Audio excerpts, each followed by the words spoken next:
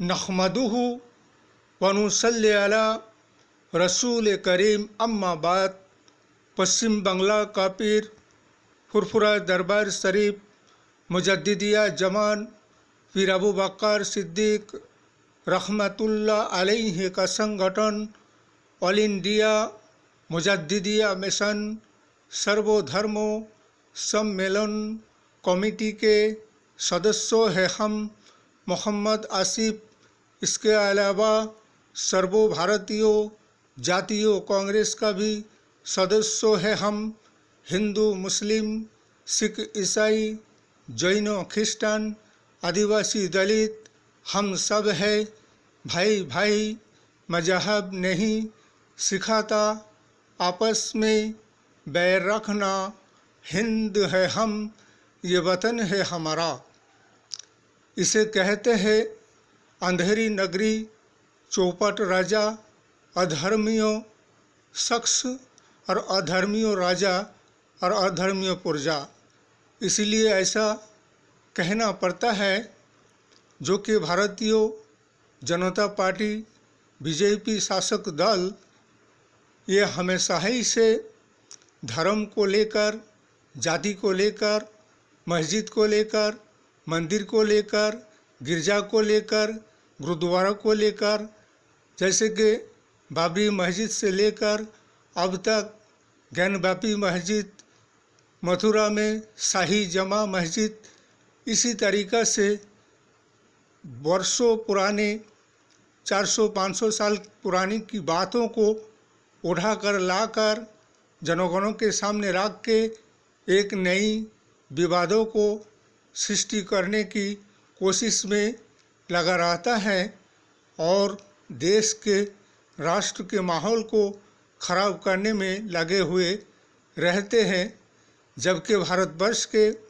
संविधान और आइन और कानून के धारा के अनुसार स्वाधीनता आज़ादी के बाद से जो भारतवर्ष में जो संविधान आइन और कानून को लागू किया गया था डॉक्टर बाबा साहेब भीमराव अम्बेडकर साहब ने जो संविधान रचाए उसी संविधान के धारा के अनुसार स्वाधीनता आज़ादी के बाद से भारतवर्ष में जितने भी इबादत गाहें हैं चाहे वो किसी भी जाति किसी भी धर्म किसी भी समाज कौम के बिरादरी क्यों ना हो तो उनके जितने भी इबादत गाहें हैं चाहे मस्जिद हो या मंदिर हो या गिरजा हो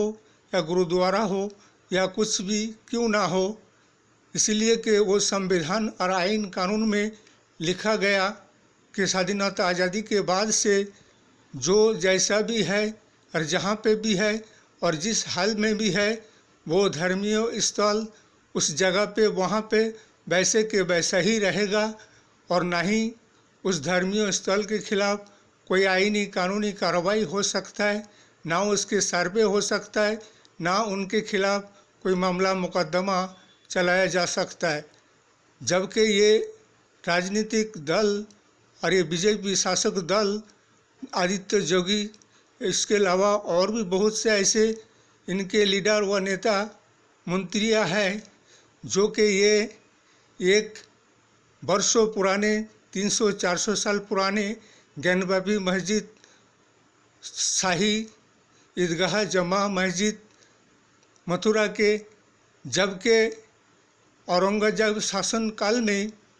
400-500 साल पुरानी बातों की उठा के लेके आकर उन्हें इतिहास को बदनाम करने की कोशिश किया जा रहा है और उसमें सर्वे करके देखने की बात किया जा रहा है। काहे की सर्वे, किस बात की सर्वे और किस लिए सर्वे? इसलिए कि इनके धर्म के सिवा मस्जिद के सिवा मंदिर के सिवा कोई राजनीति नहीं होता है, बल्कि ये देश के लोगों को और जनगण को गुमराही की तरफ ले जा रहा है और देश के विकास के लिए कोई इनके पास योजना नहीं, बेरोजगारियों को हटाने के लिए कोई योजना नहीं, गरीबी को दूर करने के लिए कोई योजना नहीं, महंगाई को दूर करने का कोई योजना नहीं, बल्कि सिर्फ अडानी और अंबानी के हवाले सारे जनगण की संपत्तियों को दे दो और फिर जनगण को धर्म और जाति और मस्जिद और मंदिर के नाम पर उलझाए रखो और एक विवाद और अशांति की वातावरण को माहौल को कायम करो ताकि ये इसी में उलझे रहें और हम अपने राजनीतिक एजेंडा बनाते रहे। इसीलिए हमने हमारे इस्लामिक संगठनों से जितने भी हमारे संगठन हैं, चाहे जमाते उलमाए हिंद हो, चाहे जमाते उलमाए देवबंद हो, चाहे जमाते इस्लामी हो, चाहे अहले सुन्नतुल जमात हो, जितने भी हमारे इस्लामिक संगठन हैं सबको यही आवाज़ उठानी चाहिए जो कि बाबरी मस्जिद का जो फैसला दिया गया था, जो रंजन गोगोई जो मजिस्ट्रेट ने, वो तो रिश्वतखोर, घूसखोर और बेईमान और बेईमानी करके ये फैसला देकर गया, मुसलमानों के साथ बेइंसाफ़ी और गद्दारी किया। इसलिए तो मैंने पहले ही बोला था कि इन फैसलों को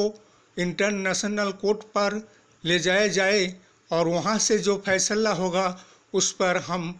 अमल करेंगे और मानेंगे। लेकिन हमारे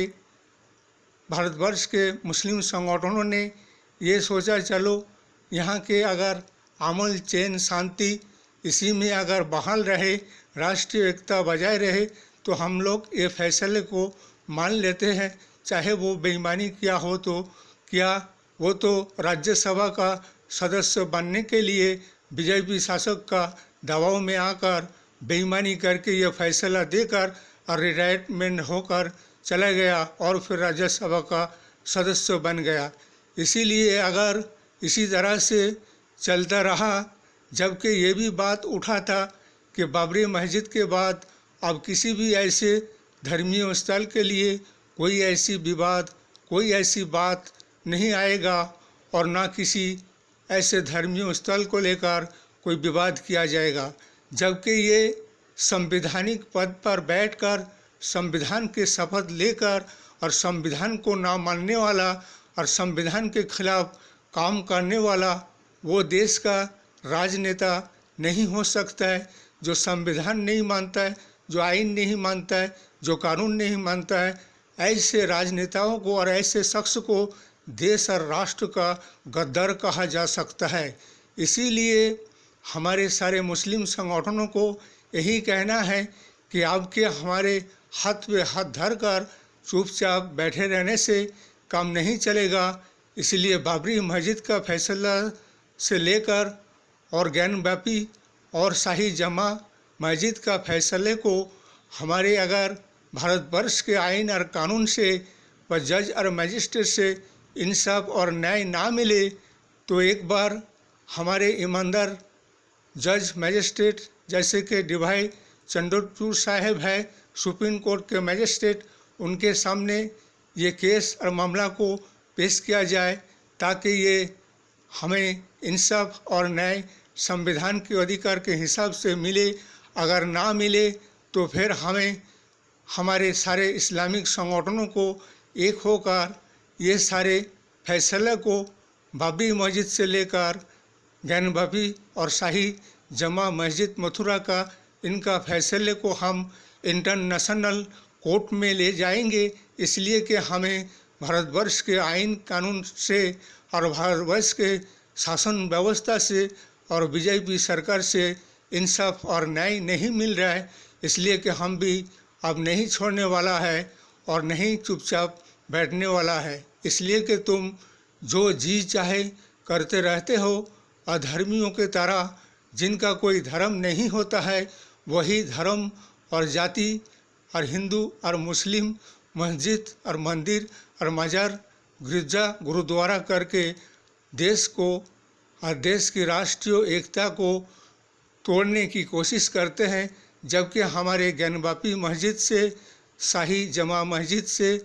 और बाबरी मस्जिद से हमारे भारतवर्ष के राष्ट्रीय एकता बनाया गया है। इससे हमारे राष्ट्रीय एकता बनाए रखा गया था, लेकिन ये राष्ट्रीय एकता को तोड़ने की काम कर रहे हैं, जिससे कि हिंदू, मुस्लिम, सिख, ईसाई, जैन, क्रिश्चियन, आदिवासी, दलित सबके साथ मिलजुल कर इस राष्ट्र का निर्माण किया जा सके। लेकिन ये तो विनाशकारी राजनेता है, इनसे देश का विनाश ही होता है और देश का कल्याण करके नहीं देखा सकता है। इसलिए अब के 2024 में अब के बाद जातीय कांग्रेस का सरकार इंटरनेशनल 26 दल का इंडिया का सरकार होना चाहिए। और जनगण को अब भी कुछ देखने को बाकी रह गया है क्या, इसलिए इस वीडियो को ज़्यादा से ज़्यादा लाइक दीजिएगा, शेयर कीजिएगा, सब्सक्राइब कीजिएगा। जय हिंद, जय भारत, मोहम्मद।